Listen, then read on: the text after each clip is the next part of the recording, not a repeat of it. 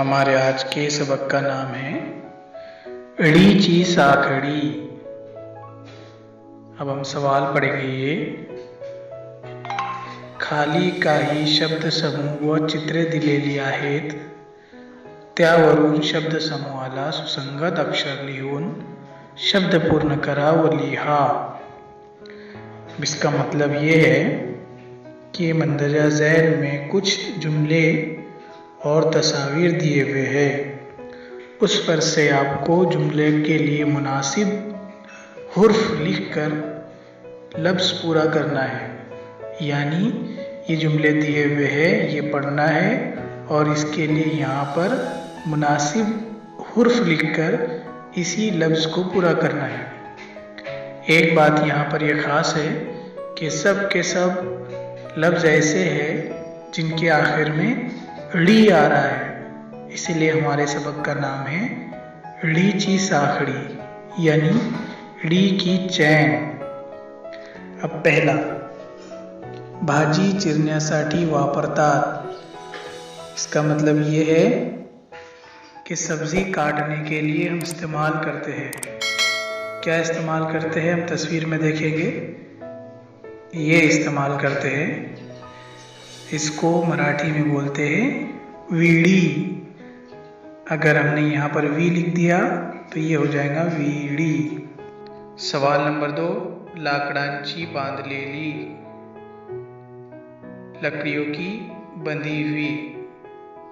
तस्वीर में देखेंगे, ये तस्वीर यानी गट्ठा, इसको मराठी में बोलते हैं गाठड़ी।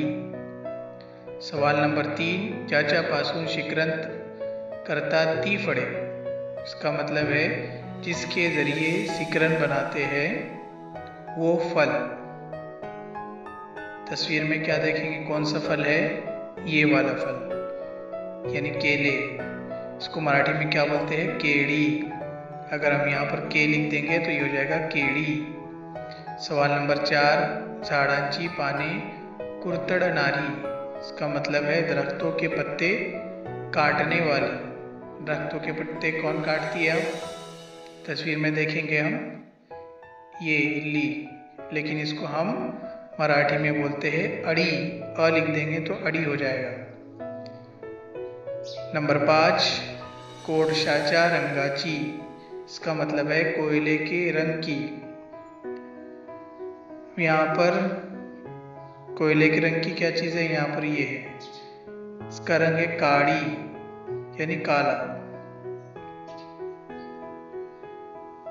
सवाल नंबर 6, फुलाची उमलण्यापूर्वीची स्थिति। इसका मतलब है फूल बनने से पहले की हालत। कली होती है इसमें, ये देखो ये कली है, लेकिन इसको मराठी में बोलते हैं कड़ी।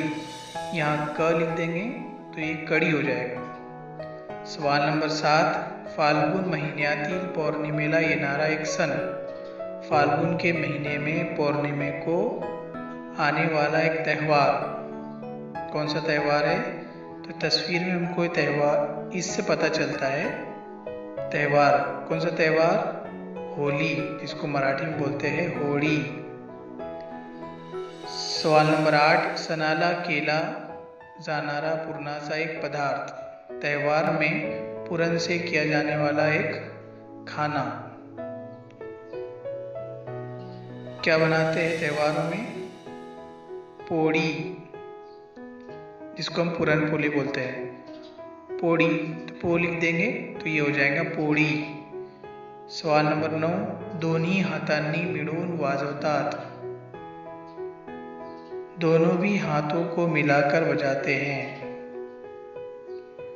क्या बजाते हैं दोनों हाथों को मिलाकर, तालियां बजाते हैं। ये देखो ये तस्वीर, इसको मराठी में बोलते हैं ताड़ी।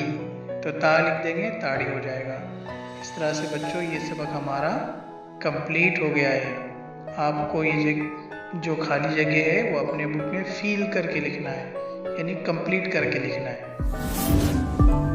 Visit for more information.